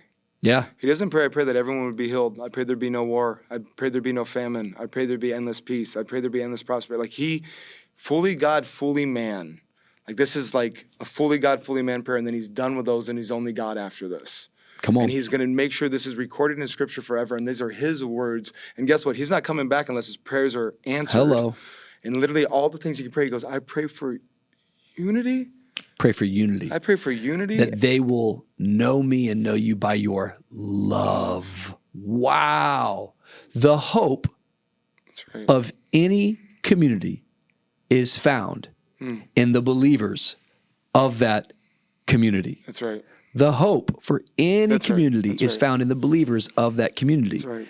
And we were joking last night. You can't spell community without unity. He's been preaching that for a while. I didn't know. I've been using it now. I So just there posted is this no community without the word unity actually in it. my gosh. But the hope of a community is the church, and they're not VU Church or Yeah. Love It. It's the church coming together. The devil's not afraid of a big church; he's afraid of a united church. That's exactly right. I do think there is something kind of good. just helpful here, and I just good. love even like in your brain. And maybe it exists a little bit outside of what you're specifically doing, but like, what are some hacks, helpful ways to bring unity? Like, what are some things that you could even like teach us or share? Like, how do you bring all those guys together? Like what is there anything that someone could do in their business right now, in their marriage right so now with their great. kids? That's so Like, because great. I think unity is. You and I were talking about the other night. Like, man, when people get united. God himself, and what is it, Genesis 9, the Tower of Babel? He's like, look at what these guys, they're doing something for the sake of their own ego building this tower. And if I don't bring division, it's almost like he's saying, they're going to build this thing pretty tall. I'm going to go down and scatter their So language. But God himself says, when man comes together, nothing's impossible. That's right. So if the church comes together, nothing's impossible. But what are like ways that you've actually been able to do that? Because I actually think that's a fun way to learn. It's a really good question. I mean, I'm thinking about it in any context. Like one, yeah, I'm trying to get the broad context, one to see unity, you have to model unity, right? Yeah. And no one's going to unite under, at least in my opinion, at scale, under a person. Like it's got to be higher than a ministry. gotta be bigger than a person. It's got to be product, platform, person. Like it's got to be so beyond that. That's why you have these. We call them unifying narratives, right? You got to have this big unifying narrative. Also, not everybody needs. This is a real great strategy. We always say if you want to create a movement, it's small groups, loosely connected, united for a common goal. Say it again. Small groups, Yeah. loosely connected, united for a common goal. There's many faith communities we don't all bring into the same room. There's, we'll meet with the government differently and politicians, entrepreneurs differently because they don't know how to talk to each other. They automatically don't like each great. other. So for us, it's like we don't need everyone in the same room ever. We just need people in the same heart. So like small groups, loosely connected, united for a common goal. Very and I good think our language. challenge is we want it all to like come do it this way. And it's like, no, like I think unity also has to have no credit or control. I always say when you want credit or control, it removes the viral nature of anything. Unity's viral until you want credit or control. Whew. So if you can actually remove credit or control, unity will continue to happen because it's not, if you want credit or control, it's who unified them. Like I was even talking to someone the other day, I go, you know what the challenge with like that discipleship model, even the G12, all that model is one question: who's the leader? I go, that ruined that model because everyone's like, whose disciples are these? Well, they're all God's disciples, homie. Like, it's not your disciples. Stop saying it that way. They're God's disciples, but who gets credit? I think it was Truman who said it's amazing what you can accomplish if no one seeks the credit. Oh, it's the best game. For me, it's like, this is the best game to play. Like, because then if you don't have to build your brand win, you can build everyone's brand win. Like, that's the most beautiful play. And I think, so in unity, the small groups lose connected. I think you have to have a unifying narrative. No one's going to unite forever in perpetuity under a person or a program or a platform. It has to stay viral. And I think we have to make it, like, my desire is like, what's the focus? We'll make it a measuring metrics. Like, at the end of the day, I don't know many pastors, leaders, ministry people, or anyone who's actually measuring unity, like measuring collective effort. It's like we're measuring tithe, attendance, but we're not going like, did you make every effort and what are you doing to create unity? And I'm kind of big on it because I don't think he's coming back with his prayers unanswered. So anything we do to perpetuate disunity will delay the return of Christ. So like, if I'm not actively uniting the body of Christ, I'm sure he's not coming back because he's not coming back for a divided church. There's no glory in disunity. So if he's coming back for a glorious church, it's going to be united. Well, I think, and we're kind of going down deep. Yeah, we went hard. But I think really quick for you, from your vantage point, and I'm not trying to put you on the spot, but like, unity is not uniformity. That's right. So I don't think you're advocating that we're all like, what you just said, we're not all under one church name. What do you think collectively the body of Christ, whether it's all these different denominations, what should unify? Can you describe what maybe some of that picture of what you see in your heart of like what that would look like in a perfect scenario? Like, what does the united church from your angle look like in terms of maybe it's annually doing things like that in their city, or it's less gossip, less slander? Because I think those are big things. Like, how do you measure it? It's a beautiful vision, and I think our job is to try to put legs towards any vision. Right. So even as you're saying, I'm like, how would I measure collective unity? You know what I mean? Like, great. I can do so in our little ecosystem, and did we gather in the cruise? But how would I do that across the board towards my brothers in Christ at the Baptist church down the street? And is that me having a heart posture? It's a hard thing to measure the invisible, you know? Yeah, really good question. I don't even think I've thought it on that angle or lens. I mean, I think for me, if you're going to, hey, what would it look like? Well, one, the church knows the church. So I would start off with, I mean, you don't know how many places we go around the world. You've done this forever, where they don't even know the guy next door, or the guy down the street, or what they're doing. Like, there's only one church, period, right? It's got a lot of different versions, but like, you should know, like, just know these people, know the church. I think the same way you would want to, be towards someone who doesn't know God yet, which is love and merciful and graceful, we should be to other leaders and pastors, very good. Right? Like, why do we treat pastors different than we treat people? Like, I would be like, I think one thing too is like just collective impact numbers. Like, my desire, sorry for mature me on a unity kick, but it's like, I want to measure what the church is doing in a city, not a church is doing in a city. So like, at the end of the day, if 10 people made a decision for Jesus at your church, which I know it's more, and 10 people made a decision at another church on that weekend, 20 people made a decision for Jesus in the Church of Miami. And we don't know that at all. No one knows that. No one's even and then at the end of the day, that's a good way to talk. And then at the end of the day, if you like, even in my model, like of my church split, I got 2,000 people and there's a split in my church, or someone starts another one and 1,000 people leave. Well, guess what? My church didn't get smaller and that church didn't grow. It just got displaced. Like, so everyone's like, I'm losing people. I'm like, no, it's just a displacement of people, right? So it's just, I guess it's seeing the church's losses are your losses if you're a leader of the church. The church's win are your wins. They're not just their wins, they're your. So I could, like, if I was a pastor in here and you're crushing, I would be celebrating because we're winning. Well, it's funny you're saying this. It's not like what brand's winning. It's like he's winning. It's funny you're saying this because we live in this time right now where obviously there's been a lot of public falls of, legends in the faith, leaders in the faith. Yes.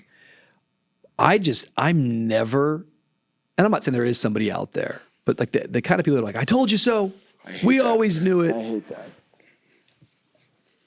that. There is that spirit at times. For me, man, like when something starts to flare up around someone, I can't tell you how many different times I've fallen on my knees for guys I do not know. And I'm like, Lord, please do not let this be true. God, please cover this. God, please, because And if you know, don't share it with anyone anyways. Like I remember some of the stuff we're talking about, my wife's like, tell me the details. And I go, I'm not going to tell you.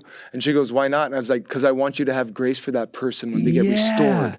Like you will hold them against it forever. Jesus won't, but you will. So you don't need to know. And I'm not advocating that we don't want the truth's going to come out. Right. I'm just saying, Lord, if it's not true, let it quit being talked about. But more importantly, it's like, God, I'm praying for other leaders that I disagree with, leaders I'm like, that's not the best tactic. That's off on some stuff, because I just think their loss is my loss. That's right. You know what I mean? And I think in a marriage, for unity, for instance, it's like when you learn that, like, hey, it's not just about what's Jedidiah's dream. It's like, what is Amber's dream? That's right. And your job as her husband is to help fulfill the things that God's called her to do. 100%. Vice versa. I think sometimes it's like one or the other.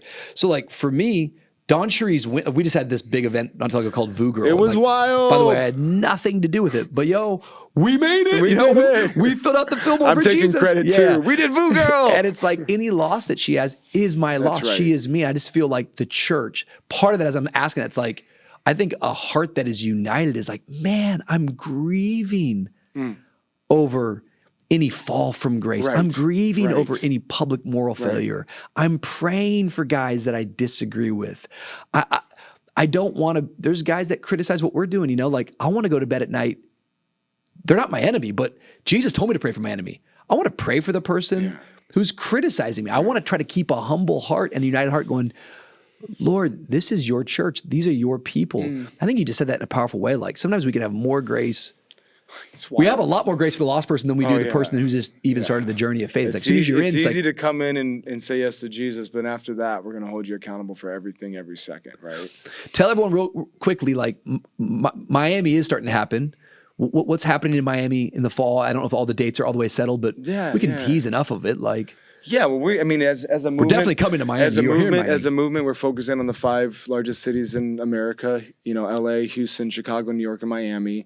These cities represent 50% of the worst of the nation's stats, socially and statistically. Corruption, violence, child welfare, human trafficking, live in these 5. So imagine if like these 5 cities get transformed, 50% of all of our nation's worst stats go away. Wow. There's also 1 in 6 Americans in these 5 cities. So when you think about creating a tipping point in culture, like we want to create this culture that hate's never going to be an option for people, no matter what you believe. Like that's the highest level. No matter what you believe, hate's not an option. Love's the only thing that's going to work. And if that's going to happen in America, we got to reach 1 in 6 humans with that mindset. So in these cities. Is there anything that you know about Miami right now that I probably don't know about? Like, do you know any stats about Miami? I mean, give me some stuff like maybe some of the. Do you have like bad stats like that you know about Miami right now? Can you tell me, we got definitely when it comes to human trafficking. Definitely when it comes, it's 4th in child welfare, so it's not bad. Like this is more state of Florida because it's very decentralized. I think the mental health statistics here are like crazy, right? It's like 30. I get the exact number. It's like 48% of kids, 60% of kids are dealing with mental health or anxiety. 48% won't talk to a person about it. Like there's this crazy number where like everyone's dealing with this and they don't want to actually get help. And like this is the generation 14 to 18 right now. We also know like this generation is willing to have a conversation with someone about faith as long as they won't be judged or invited to a church. Like that's the statistics. 70% of our generation. What do you think that invited to church thing's about? I think we're done with the institution. I think we don't trust it, So I think there's just, when you attack the people who lead the institution, you're destroying the institution at the end of the day. So I think there's just a whole generation that doesn't trust institutions, period. Don't trust the government, don't trust counties, don't trust, education. We know they don't go to the library. That got me. I'm like, what? Yeah, the library, man. Come on, bro. Why'd everyone give up on the library? Like, what would that institution ever do to you? Just trying to help you. The library just trying to help you learn. Listen, for a poor missionary's kid, the library was where we lived. That place was a vibe, bro. I was like, pumped about a library card, man. Oh, it was like the biggest deal ever. Like he went and Thanks, Google. Yeah, and never took the books back. Yeah. That's how I knew I was going to be a procrastinator. It was like never got the books back. I still got some Blockbuster videos somewhere. I feel like I have $1,000 library bill somewhere. No, so to be honest, what we want to do in these cities communities is basically turn on that energy grid of endless potential. Yeah. So at the end of the day, we believe it's actually data, like the best positioned institution on the planet to create bottom-up empowerment, solve problems at a community level, create circles of mutual benefit, and create social entrepreneurs is actually faith communities. And that's not because of my faith. It is statistical facts. People have spent millions of dollars to invest and how we actually change lives and what institution could do it well. And these people had no faith. And it came back 14-1 that this is the best vehicle to actually bring bottom-up, to change a life, a city, a community. But we got to turn it on and we got to connect it to each other. So when we turn that on, it's not just, hey, a bunch of churches volunteering or loving or all types of people serving the community together. That's the funnel to move people to long-term solutions. Wow. So like how can we can change child welfare, guys. We can change human trafficking. We can empower families in crisis. We actually can eradicate a lot of versions of poverty. Like we can do that. And so I think it's also just redirecting the target of the church. I think what's really cool, and then I want to make sure we're helping the audience. Like I'll never forget in LA, I'll be super honest, like we have a theory of change called the spectrum of allies. So the spectrum of allies means when you introduce a new thought, a new idea, this is going to help everyone in business, everyone in life. Yeah. A new thought, a new idea into culture. I always lean into the mic when I feel like I'm talking to the audience. A new thought, idea into culture. There's going to be 5 postures or positions. Spectrum of allies. There's going to be people that are active opposition to that idea, passive opposition to that idea. There's people that are neutral. There's people that are passively for it, which is usually where the church falls into every category. We're just passively for you. And then there's active allies. Wow. So actively against you, active allies. And I remember when we were doing LA and I'm studying this, like I think a lot of the faith community thinks if we want to bring change or change period, we need to get active opposition to be us. And I'm not going to say what this is, because this is going to, if I brand an active opposition for this audience, someone's going to get hurt. But the church has put people in this category if you're against us. And we think for us to change that society, you better come be us. But that's not actually how change happens anywhere.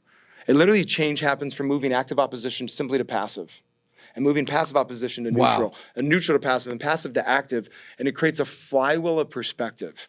So I remember we do a lot of crazy stuff that people go, how dare you do that? And I'm like, we have people over here that we've made enemies, and in their mind, they're also against us because of what we've done to them.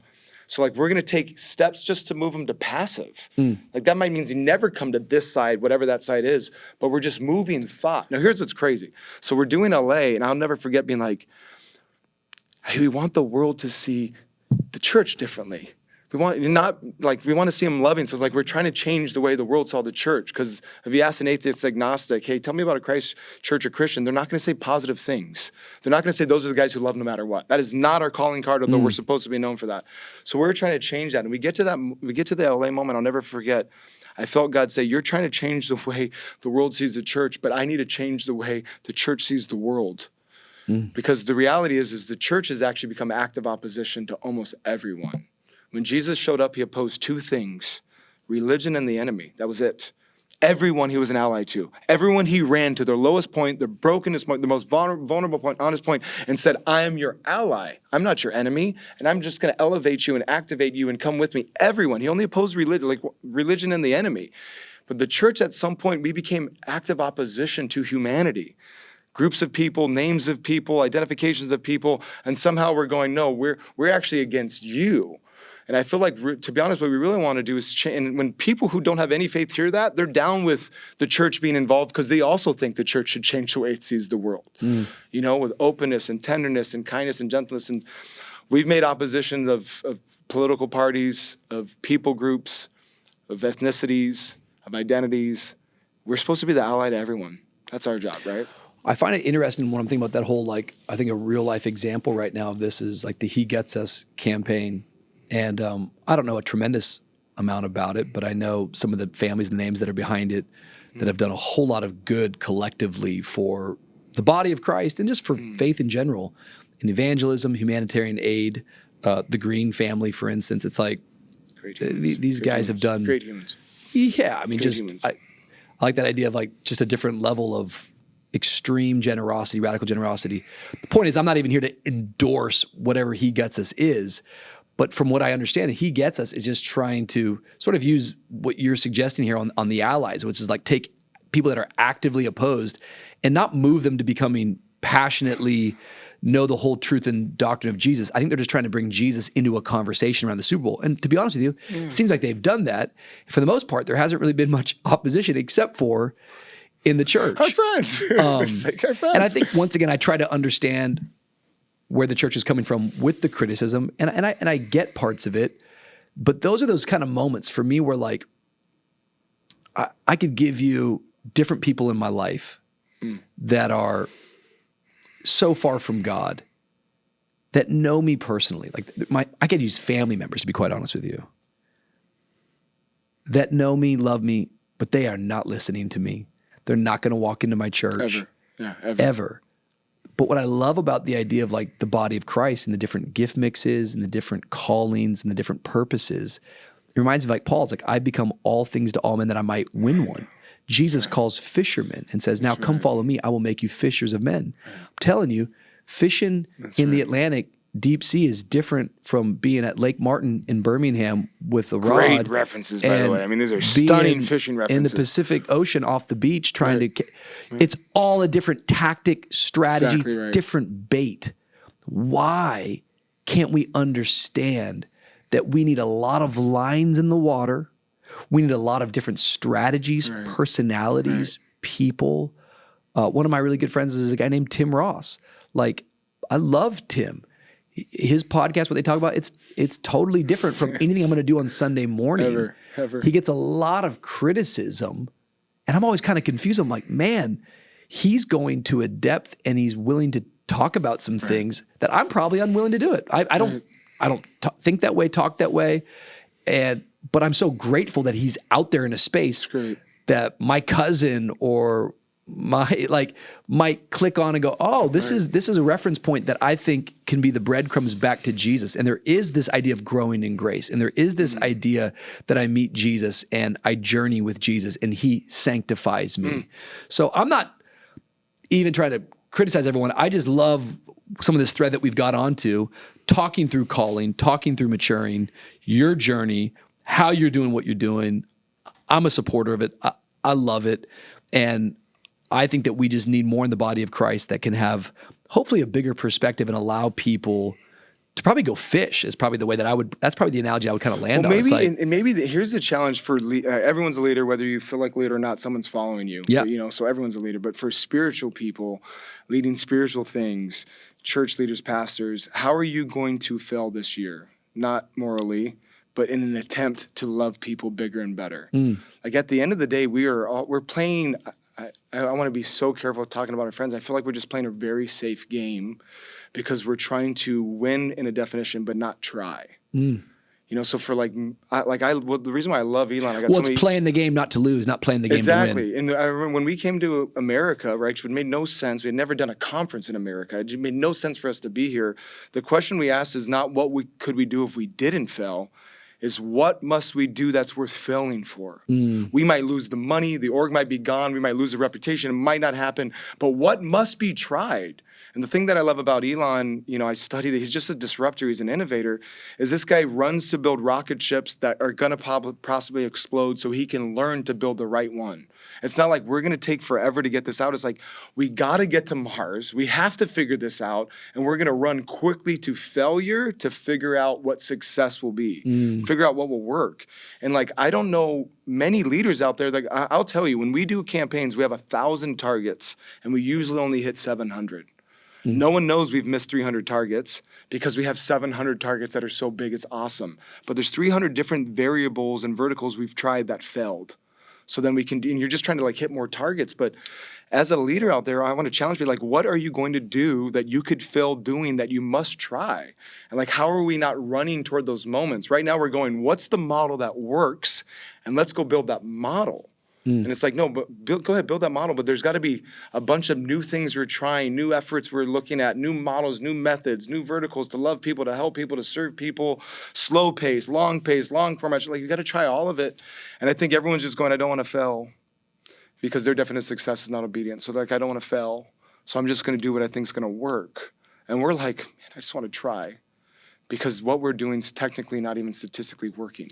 And I really believe that we're living in a time right now where there's just more noise probably than ever. I mean, our phone, the thing we've got. And I do think there's a delay or a fear. Maybe that's a good word, like a fear. Perfect love casts out All fear. all fear. And it seems like there's probably a fear in the body of Christ about how quickly your reputation can be ruined. I was raised with this idea that's like, it takes a lifetime to build a reputation and one stupid night. I know, we've all done. And when you think about it, it's like Jesus didn't have a good reputation when he was living. Like, that's why they killed him, I think his reputation spread out. I think the cities knew, but I mean, there was people that bad actively rep with religious. Yeah, phenomenal rep with real people, right? It's right. like, It's just that I'm just saying, like, is that true about you? Is that true about us? Like, that's what I'm trying to land on. It's I like that. I like the that. world thinks that you are loving, gracious, and you're known for being hospitable. You're known for being forgiving and and generous. Right. But the religious is what attacked him. And so I think sometimes the noise of religion is louder than ever, and it makes people play even more guarded because we're afraid of getting crucified. Right. I love that. We're afraid of getting martyred. And I think we gotta, I always say, don't judge a seed out of its season. There's all these phases. There's people are seeds, ideas are seeds, and when you plant a seed in the ground, there's no fruit, but that's actually health and growth. When the roots spring out, there's no fruit, but that's actually health and growth. When the stems shoot up, there's no fruit, bro, but that's still health and growth. And then the branches grow out. There's no fruit, but that's health and growth. Then the fruit comes, and there's fruit, and that's health and growth. And then it gets pruned, and there's no fruit anymore, and that's health and growth. And literally, we, in our lives, I'm just thinking about maturing and growing, we literally put a seed in the ground and then go, where's the fruit? We do that to people, and we do that to ourselves. Here's this truth that got planted in my heart. Here's this revelation that's now in my here's this thing that God's doing. Here's this opportunity I have. I'm this role. Here's the truth. And it's like, we're literally demanding fruit and judging seeds out of its season and never letting the promise fulfill the process. So then we're having people that have to produce results before they have the roots to sustain them. Well, it's biblical. Mark 2 is the story of the paralytic. They dig a hole in the freaking roof. They lower this man down. That's wild. Jesus says, because of their faith, It's wild. your sins are forgiven. Just so you know, he didn't say a prayer. I just want people to know, because we have judged and all types of things. I'm like, this is the moment where that guy didn't say a prayer. He didn't say, I'm sorry. He didn't ask for forgiveness. He made no recognition of who Jesus was. And he gets forgiven and gets, you keep going. That's because wild. of their faith. That's right. So it's like, even just people that are watching right now, it's like, you don't know the impact of what you can do for somebody else. Right. But as you're speaking, what I'm reminded of is that the religious that are there, they have a theology, they have a doctrine that this man is on his back paralyzed because of sin. And they have two big problems. One is, how can Jesus forgive sin? Well, because Jesus is like, because I'm God. Yeah, that's right. Which is already going to be to them heresy. But the maybe bigger problem in the moment is, there's no way his sins are forgiven because he's still on his back. How can you be forgiven and still be okay, everybody. paralyzed? This is why it's his podcast and not mine. How can you say you're mature, but I don't see the fruit yet? How can you say that this is the right season when all we see is the seed?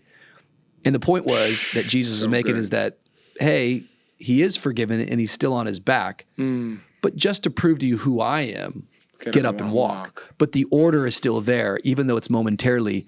I think it sets a precedence that we need to be a church and we need to be a people that can actually believe that the seed of God's word has taken root in someone's life, that someone is maturing, someone is growing, someone is saved and justified.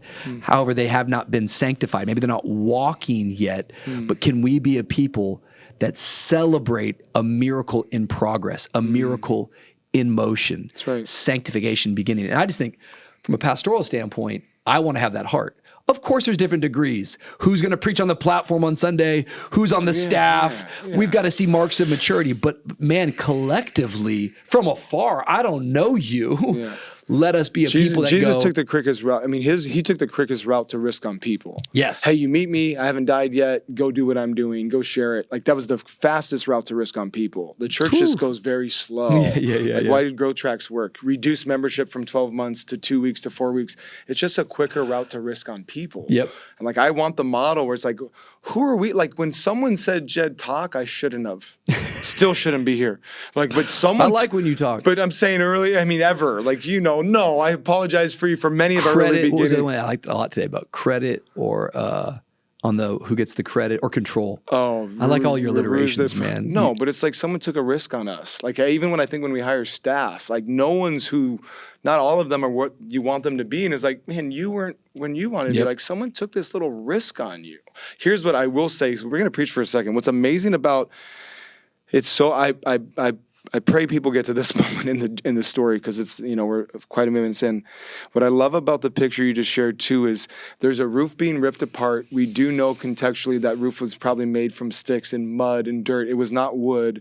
It was not like it wasn't tile. Yeah. Like this is a hut, right? We also know that everyone's in one person's house. So everyone came in, back in those days, beds were on the ground. Like there was no beds. So people mats, so basically people were standing in their stuff. So the whole audience is ruining their house, period, right? It's not like this venue. Yep. And Jesus is talking, he's preaching, and there's a roof being cut over him, and dirt and mud and sticks are falling down on him. And he doesn't stop. It's messy, it's ugly, it's disruptive, and he's so comfortable in the mess. He's actually so comfortable in the mud. He's so divine in the dirt because that's what he started with. And he's literally sitting in that moment and anyone would say, what's going on? I'm preaching here. Jesus is talking and literally a roof's coming in. It's falling. It's messy. It's ugly. And he literally doesn't stop cadence. He doesn't stop pace. He doesn't change his piece. He's literally just sitting there so good with it being so ugly and so messy because we are messy. And we got to be comfortable living in that. We want the results that Jesus had. We have to be willing to live in a mess. People interrupting, it being distracted, it not being, he was just so comfortable and the dirt's coming down literally and he doesn't change anything. It was powerful. And we're talking about the idea of reaching people. Sometimes you got to dig a hole in a roof. That's right. Meaning, I think that it just That's shows right. a whole lot of effort of what it takes to go fishing, what it takes to get our friends to Jesus, what it takes to get a lost world into his presence. Sometimes you're going to have to disrupt something, interrupt something. Sorry, we are interrupting your regular broadcast. Oh, you're doing that? Right. And so I think a spirit of evangelism and an evangelist is always going to have a disruptive mentality. So if it's Love Has No Limits going, hey, we're going to try to get Daddy Yankee to be at this event, or hey, we're going to have Camilo. These are all digging a hole in the roof. Now, I believe that they dug a hole in the roof. They got the band down, the crowd, the event, it ended. And then someone had to stay there and repair the roof. And clean it all up. So who has the biggest part and the best part and who gets celebrated? When Jesus comes to your house, it gets messy. That's the message, right? And then they're going to leave and then are you going to be mad to clean it up? Or are you great? Wow, that was awesome. I just think there's so many takes and ways that we can preach on it. That's we don't know who repaired the roof, but that was important too. You know what I mean? Just as important it was to tear the roof down and break it apart. And I think you guys are doing that. Maybe as we kind of, I'm enjoying we can go as long as we want. People can go whatever. But for you, and maybe this is a serious question, and maybe you have to think about it. You turned 40. 41 now. You're 41 18 now. years married, 4 kids. And I love this age because I think it's just this whole midlife moment. A lot of this, why I started this was just about this. Not that I can answer all this stuff, but trying to process out loud these different, stage theory and this midlife mark. And then so many people go, I'm out, I quit. And it's because you're halfway there and you're like, what the heck have I been doing? And am I going to go this way for the future? And so I want to try to be a voice of someone going, I know those feelings. For you, where do you think, or where right now is an area that you're like, man, God is maturing me right now in this area? Maybe that's speaking to an area that even at 41 that you're immature in. Gosh. But what do you feel like the Lord's personally doing right now in your life at 41? Man, it's a great question. I think we're on a never-ending journey of not arriving. Like if you know Great my language. journey, it's like we're not going to get there. Like we're never going to arrive. We're not thinking, even the data we're sharing, the stats, like we're never like we figured it out. It just means God's being faithful. So we're on this endless journey of not arriving.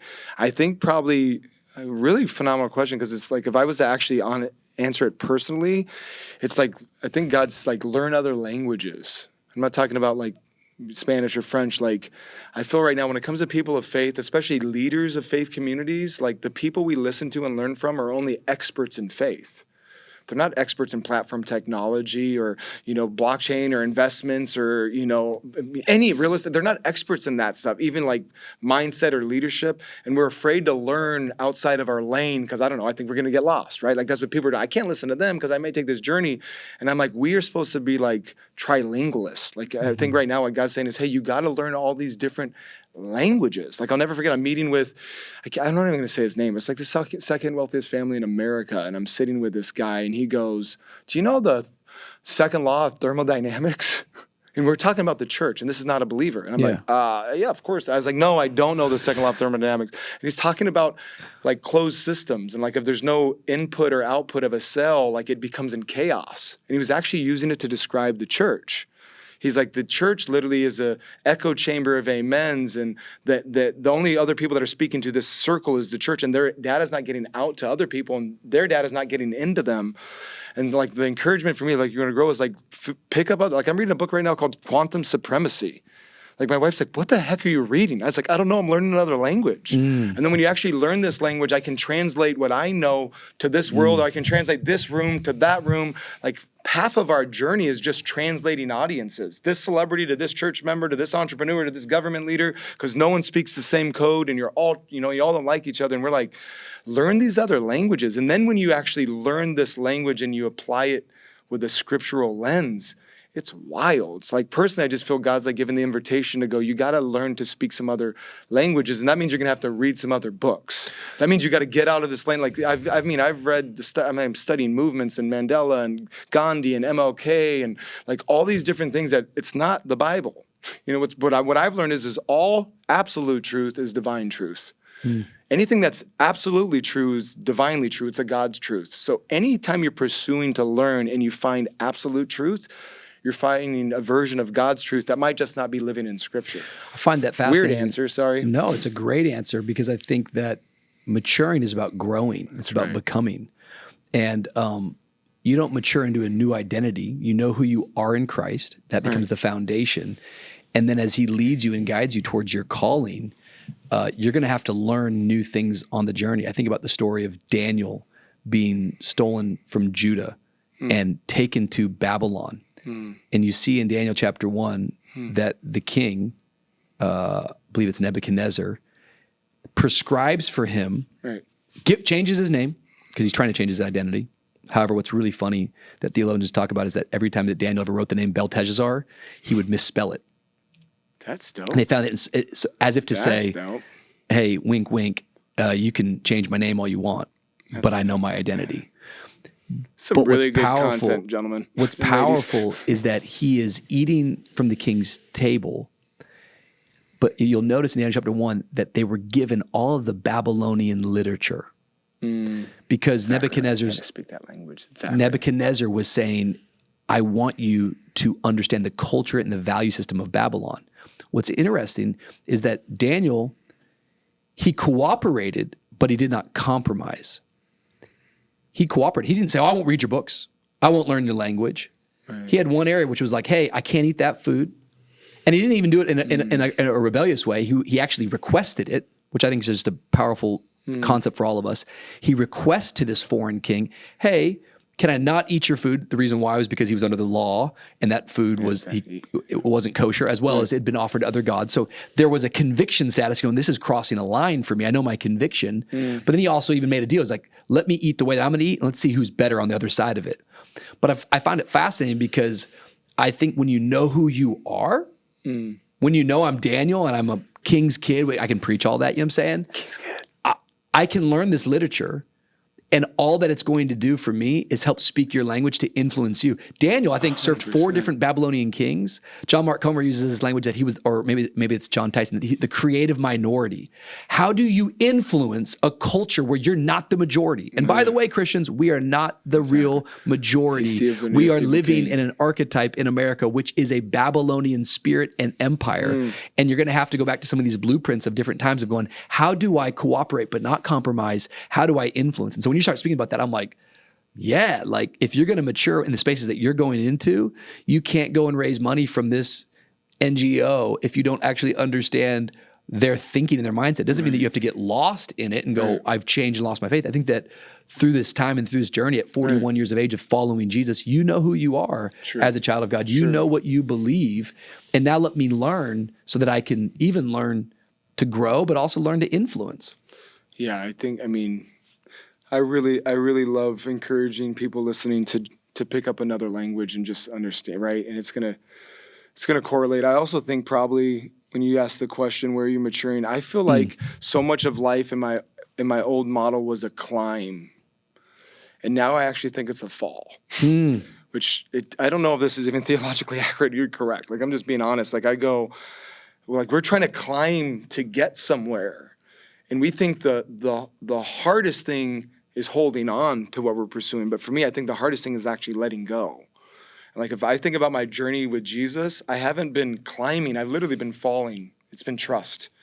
Like I've actually, this is everything I had. This is everything that I needed. This is everything I wanted. And I had to let go and never grab back on. And it's been a perpetual, like I'm falling in Christ. I'm not climbing towards Christ. And we think it's strong to elevate yourself. The hardest thing is to let go and fall and not know who's going to catch you. And like, I feel like I'm in a perpetual, like people, how's life going? I was like, to be honest, like go to the highest cliff and jump off and go backwards and you're falling. Like, that's what life feels like right now. There's like, there's no, what do you hold on to? What's firm? And I'm like, and what I've also learned in that falling, my job, can I help you leaders? My job, person, is not to figure it out. Stop. I'm just trying to be faithful. My job is not to, we can't figure him out. When we do, we mess it up. We literally try to make sense of something that will never be clear. And it's like, you don't need to figure out what God's doing. He's the master architect. He carved the heavens with a breath. He placed stars in the sky and gave birds the capacity to fly. He's the master chess player. I watched him move the pieces of my life like a pawn that made no sense so much. And you're like, oh, now I know what you were doing, that I'm going to stop trying to figure it out. Like, I'm just going to fall, let go, not figure it out, and just be faithful. Isn't it funny how like all the old church cliches, like we don't want to say them because they're cliches, but it's like, dang, when that was first said, that was good. Let go and let God. like, but it's true. It's always like true. I need her, I need that, I need him, I need that house. Like let go of. First of all, this is like so frail. This is like fractured, and it's just disappearing. It's a miss. It's a moment, and literally, it's like. Anyone who's like, I'm on the pursuit, like let go, let go of all of it, and literally I feel like my life's under authority but out of control. Be the best way I put it. It's under authority. That's a bar. It is out of control. Like I'm being honest. Like I'm just like every dialogue's different. If I went through the last 20 conversations I've had, you would be like, it doesn't make sense. These are those people, and they don't do this. And I'm like, my life's out of control. It's under authority. Here's the word of the Lord. You're in the storm. The boat is shaking. The wind is blowing. The rain is falling. And Jesus walks out into the water. And he doesn't say, take control. It is I. He says, take courage. So control. Oh gosh, that's good, bro. Control is God's responsibility. Courage is mine. I'm submitted to authority, but my life is out of control. I think it's quite theological to surrender, not to strive, for his grace is sufficient for you. For your power is made perfect in my weakness. A man fell off a cliff one time, and as he was falling off the cliff, he reached out and grabbed a branch, but it was foggy outside. He was hanging onto that branch, and he said, help me. And a voice shouted back, let go. And he waited a second. He said, help me. And the voice came back and said, let go. And he just hung on, and he hung on, and his wrists were tightening up. I don't even know where this is going. I'm his so into hand this story. Good was God. clenched, and the sweat was on his brow, and he just clenched and clenched and clenched and just cried out, God, where are you? God, where are you? And finally, hours passed, and the fog settled, and he looked down, and he was 6 inches from the ground. Go. And notice you said, I love it. I said life is out of control. I didn't say it was in chaos. Yeah, There's a difference. very much. There's a big difference. It's not in Very chaos. much. It's just it's out of control because I'm not in control. Well, it's like let go because you're closer than you think. Let go. It's better than you think. The ground is beneath you. You'll fall, but you won't get hurt. It was his voice always responding. So often, nah, that can't be God. Nah, I got to make this happen. Nah, I got to do it. Nah, I got to mature myself. You can't mature yourself. You can't grow yourself. God will grow you. And so many things about God, we have to use metaphor. Right. We have to use illustration because his ways are higher. His thoughts are bigger. He's too complicated. He's too complex. And so we need story and we need narrative and we need parable and we need illustration because it gives us something. And I just think for anybody who's watching right now, so much of Jed's story, we could talk for another 2 hours, is that little story, which is like letting go, letting go of the business, letting go of my dream, letting go of my plan. And that's not a one-time thing. That's a freaking daily thing. That whole cross analogy, the point of the cross is life. But there is this process to the cross, which is going to be death. Death of what? Death of your flesh, death of your dream, death of your plan, death of your concepts and your ideas, death of your control. So take courage and pick up your cross daily. Because he has life and life more abundantly in store for you. That's so good. I think this was our longest pod, and I'm glad it was with you. You're amazing. What a privilege it is to duel, dance, and dialogue with you. Ooh, that was for you. That was for you. That was the triple D. That was Love Has No Limits is coming to Miami, hopefully in the fall. Am I allowed to say that? I don't even know. We'll find out. We're May. We got May. We got our Good Neighbor Days in May every Saturday in the month of May. Where can they find out the LoveHasNoLimits.com, GoodNeighborDays.com. Anyone and everyone can join, which is amazing. When you serve your community well, you become irresistible. When you solve a problem through service, you become irreplaceable. So everyone can, we always say, let's inspire the good neighbor in all of us through those days. Like everybody can be a part of helping humanity. And the cool thing is for people in South Florida, it's also a lot of, you can go get help. Yeah. If you're listening and when May comes, you'll be able to look at an intuitive map and be like, I could get prescription eyeglasses here, or I could get beds and cribs and car seats here. I could go to a medical brigade while a sports clinic going on for my kid here. So there's going to be hundreds of locations every Saturday. Boo's got locations where you actually can not only just volunteer and serve, but there's a lot of people that need practical hope and help, and they can find it, at these locations. So, beautiful. And I just thank you for this audience that's listening. Oh, bro. Never been a better time to be alive. This has been fun. We love all of you guys so much. If anything in this episode today was helpful for you, man, let us know. Give us some feedback. Put something in the comment. But of course, as always, subscribe to this channel. We're going to keep dropping hot content every week here, and just a lot of great things coming up, a lot of great guests coming through, a lot of great conversations. And I really believe that we're going to continue to grow up. I want to grow up, bro. Right. I don't want to quit. I don't want to just get older. I want to mature in the Lord. So mature me, God. That's our prayer. We love all of you. Thanks for being a part of the pod. You're the best. We'll see you soon.